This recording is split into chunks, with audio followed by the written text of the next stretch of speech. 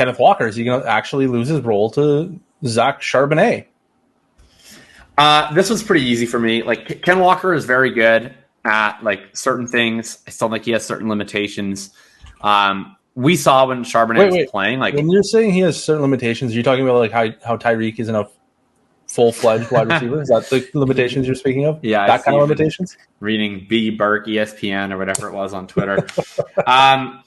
Yeah, I mean, Ken Walker, he's been more impressive as a pass catcher this year. Certainly, he's still not, setting the world on fire by any stretch. Still in the bottom half in yards per route run. He's always going to have some level of consistency issues as a runner. How much you care about that, I guess, depends on how you view running back play, and maybe Pete Carroll doesn't care about that much. But like, it's still a guy that, even within just a few weeks into the season, Charbonnet was eating into his snap shares quite a bit. Walker was a guy who, when he was on the field, he was getting a really high percentage of touches on his snaps, which is really encouraging.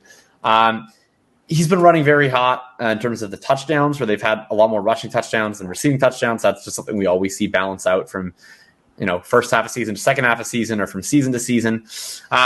Ultimately, Walker to me is like kind of a, it's like a slightly worse version of the two guys that we just talked about. So I think he'll be like right in the midst of that starter range, kind of a low end to low end RB1, probably for the foreseeable future. Yeah, I think I like, he's only got an 8.7% target share this year, which is like he actually is at number 12, running back 12 in yards per run, but his target share is quite low. 8.7% is number 27, which is not inspiring. Which was always a concern with him. Like, it's fine. It's legitimately improved from like last year, but it's a long way away from where it's like this. It's a long way away from where we're like, yeah, he's like a real running back, like fantasy running back, where he's going to be a threat no matter the game script. Like, that's not him. And so he's a notch down from ETN and JT. I think JT is like the high teens. ETN's probably like the 18 mark. And then Walker's probably like 16 to me, which is like essentially Josh Jacobs the last number of years, other than last year. Jacobs was always like in that 15 to 15.5 range.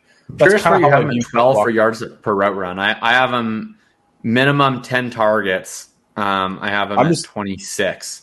I'm just looking at player profiler. Okay, I'm on PFF at least. I don't know what their cutoff is. PFF at least has them 1.08 yards per route run, which is 26th of it looks like 50 for 10 plus targets for running back. Yeah, so I don't know what the cutoff is for this one, but they got him at number 12, and they got him at a different number of yards per route run as well. They're always going to have a different number because they calculate it differently. But yeah. Nevertheless, he's whatever. It's fine. He's not a receiving back. He'll be on the field. He'll catch some passes, but he's not like the focal point of the passing game, which I think makes him like that vintage Josh Jacobs type. More explosive, but yeah, way more explosive than Josh Jacobs, which is I think like 16-ish rather than 15.